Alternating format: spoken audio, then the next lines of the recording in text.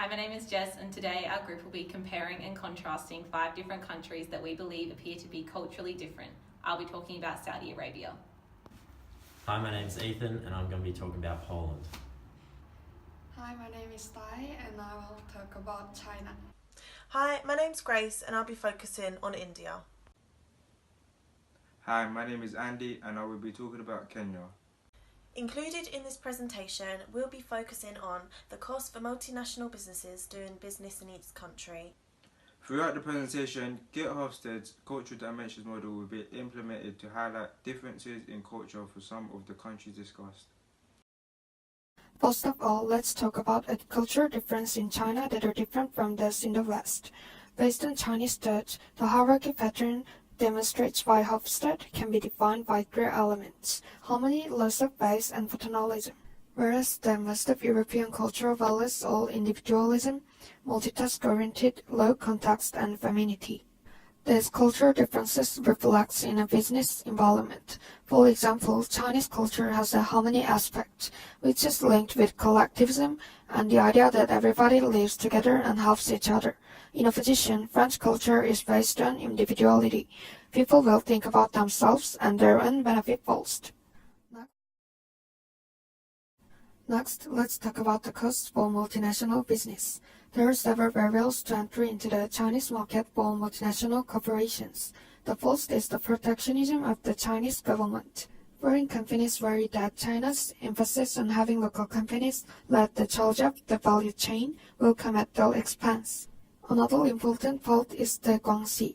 The guanxi represents the relationship between or among individuals, creating obligations for the continued exchange of favors. Guanxi is a part of Chinese culture, and it reflects the values and behavior shared by Chinese people. Tran states that guanxi is an important component of Chinese culture, so China is a guanxi-based society. This implies that multinational companies in China should pay high attention to guanxi and put effort in building up and maintaining their guanxi networks. In the third place, let's talk about the likely future economic development. For MNCs that possess valuable technology, China is shaping up to be an increasingly risky market. No business can avoid competition and risk of costs. In that sense, the China market is becoming more normal than in earlier years of its economic reforms. Back then, many MNC strategies amounted to not much more than just showing up. But many MNCs still need to take China more seriously. That means, for one thing, the need to reorganize to ensure that China gets the attention it deserves at the highest level within the company. Lastly, let me talk about business practice in China. China remains a socialist state with one party, the Communist Party, establishing and controlling the rules of business. China's society and economy lacks many of the institutions and practice common to a free market economy. Many rules and regulations appear to be complex and contradictory, especially to foreign investors. A legal system with independent mechanisms for resolving business and commercial disputes is not yet fully developed. In addition, domestic political tensions and contentious foreign relations with countries such as the US contribute to what may be seen as a highly unstable business environment. These make it difficult for multinational companies to penetrate the Chinese market. Cost for multinational businesses. Cost for multinational businesses. Multinational companies need to understand that there are a broad range of religions that are practiced by the majority of Indian society.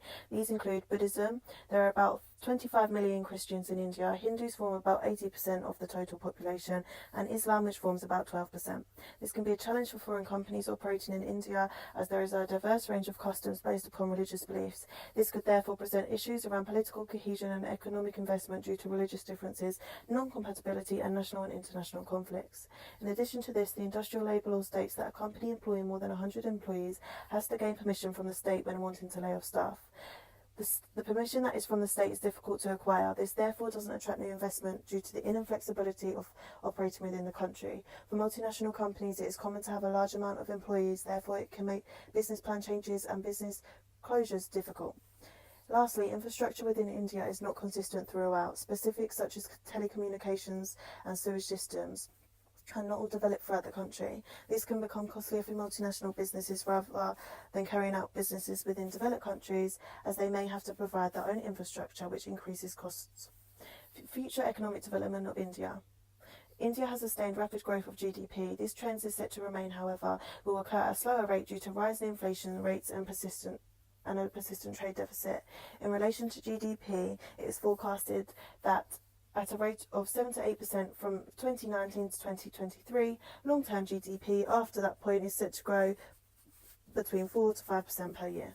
The reduction of import tariffs in India has been stalled by politicians due to the high risk of cheaper products being produced by China flooding into the country. This is a risk for the economic climate in India, as it could threaten businesses if there are cheaper and less expensive alternatives that could be outsourced and brought into the country. This is because India would be receiving a lower rate from import tariffs and consequently reducing the rate of production in India. Sectors such as air transport and electricity, which were once close to the private sector, were able to be privatised. This has now incurred some issues, as the Supreme Court is now preventing state-owned companies to become privatised. 38% of the non-agricultural sector is still state-owned, even though privatised enterprises are working at 30 to 40% more efficiently.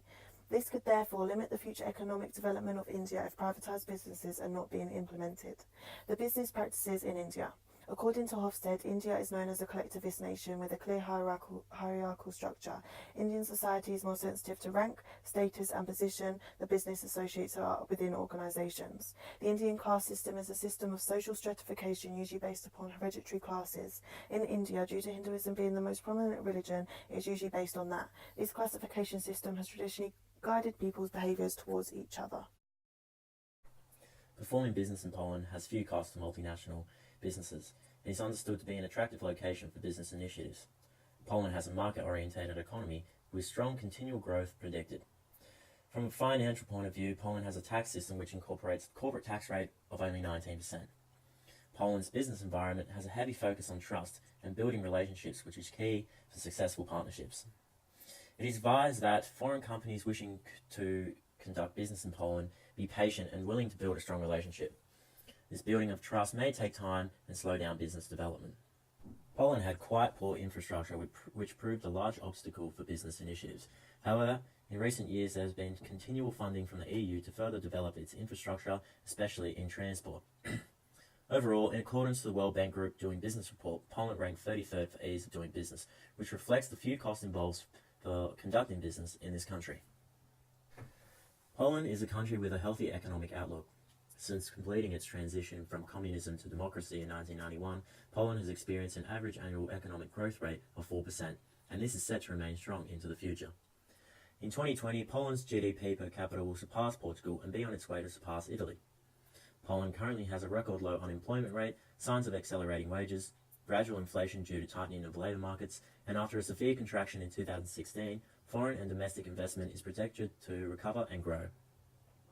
With all this being said, there are some economic concerns associated with Poland due to the up-and-coming occurrence of Brexit. A large point of concern is in relation to the future of almost 1 million working Polish people. If they are forced to return to Poland, the country may see a large increase in unemployment levels. Secondly, there will be a reduction in Polish remittances, which is likely to negatively affect GDP rates. International trade between Poland and the UK is also expected to decrease, which will be detrimental to Poland's exports, as they are currently the UK's second biggest trading partner. However, in comparison to the rest of the EU members, Poland is seen to be in a favourable position, as it is predicted to receive an increase in its budget expenditure from the EU. In conclusion, Poland's economic future, both short and long term, is bright, despite Brexit, and has the prospects of becoming one of Europe's economic powerhouses.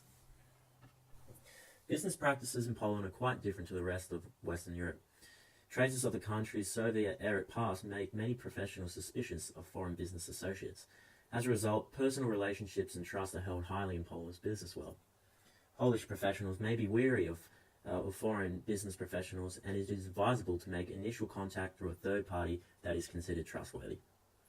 When meeting people, the Poles prefer to talk face-to-face rather than through emails or telephone conversations. The Polish business professionals are direct communications in that they are clear and concise. It is also common and important to greet people with a firm handshake while keeping eye contact. It is also advised to shake hands with everyone arriving and leaving a meeting.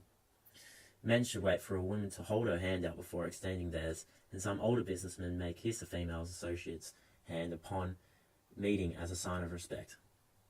Punctuality is taken very seriously, and presentation is advised to be formal and conservative. Saudi Arabia is one of the world's 25 largest economies and the largest in the Middle East and North Africa region. The strength of the economy is largely attributable to their booming oil industry, where it is the #1 earner in the region. The culture is largely influenced by Islamic religion, therefore meaning that religious holidays such as Ramadan and Hajj and daily prayer breaks must be taken into consideration when conducting business. One must also remember that Saudi Arabia's weekend is between Friday and Saturday, with them valuing time as flexible and fluid, meaning that they have a relaxed approach to punctuality. A final point to note is that Arabic is the official language spoken in the region, however English is widely spoken in a business context. According to Hofstede's framework, Saudi Arabia's culture is based upon the fact of having a high level of power distance, uncertainty avoidance and masculinity, with them being more short-term orientated and collectivist driven. This shows that when comparing our chosen countries, that they are more similar to the Chinese culture in terms that their people both accept a hierarchical order, they are driven by competition, and that they have a close, long-term commitment to members of a group. This could be as a result of being geographically closer to one another. The challenges of doing business in Saudi Arabia is that a physical presence is needed to establish a business relationship, as they value gaining the trust of their counterparts before entering into any agreements. This means that foreign executives need to be patient in business negotiations and show genuine concern and interest in the development of goals and understanding the Saudi culture. Another drawback for setting up business is that it is encouraged to find a suitable Saudi partner to form a joint venture, as this is more highly regarded in the culture instead of being a wholly owned foreign firm. By doing this, it can take time to find a counterpart that each party trusts and accepts, therefore increasing the lead time for setting up the business. The future for Saudi Arabia lies in the hands of moving away from the production of oil due to dropping oil prices and into a more service-based economy where the main business is building of megacities. An example of this is the newly announced city in 2017 known as NEOM, where the first stage of it should be completed by 2025. In the next year, the country's GDP is expected to grow by 1.8% due to the slow recovery of oil prices.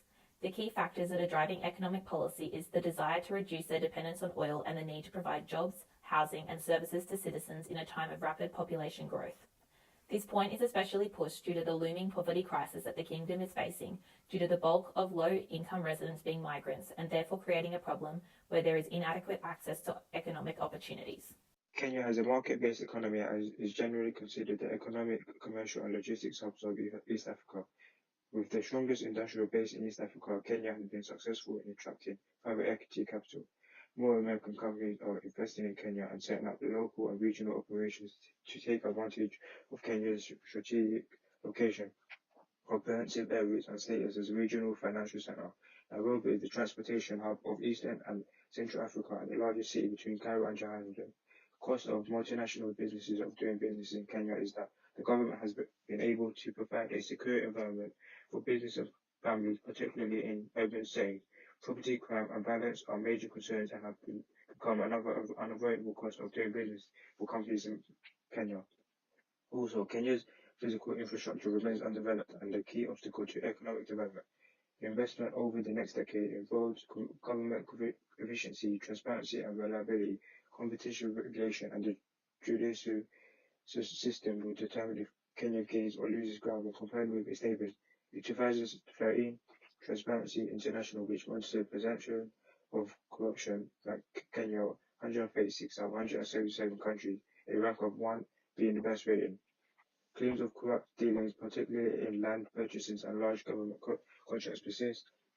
Additionally, Kenya's public contracting law is not an effective tool to limit government officials from steering contracts to those who offer bribes. High taxation is another point, as in September 2013, Kenya's Value Added Tax Act of 2013 took effect.